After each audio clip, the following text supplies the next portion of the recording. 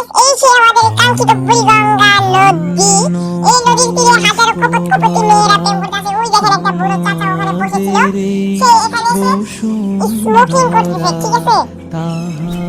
আসলে guys, smoking cancer, তারা সেটা বুঝে না কেন, আমি সেটা বুঝি না।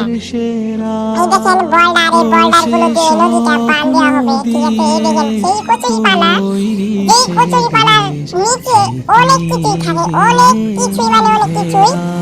আমরা ওইদিকে না যাই। এই দেখেন এখানে ভেঙে গেছে, ভেঙে যাওয়ার পরে ওই যে ওই বোল্ডার গুলো দিয়ে এখানে জুড়াই করা হবে, মানে ঢালাই দেওয়া হবে। এই সেই আমাদের কাঙ্ক্ষিত ফেরি। এই ফেরি দিয়ে ওই বোল্ডার গুলো দূর দূরান্তে নিয়ে যাওয়া হয়, ঠিক আছে।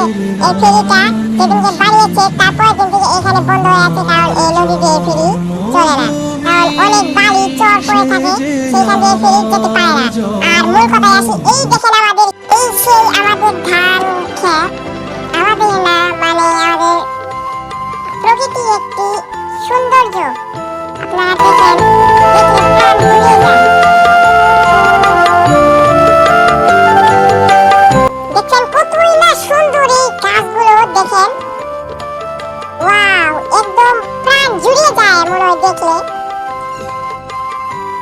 আর এটা আমাদের নতুন একটা আইডি, ঠিক আছে। এই আইডিটাকে আপনারা সাবস্ক্রাইব করবেন, লাইক করবেন, শেয়ার করবেন, বেশি বেশি করে কমেন্ট করবেন। গাওয়া গালি যা আছে, ভালো মন্দ যা আছে সব কমেন্ট করবেন, ঠিক আছে।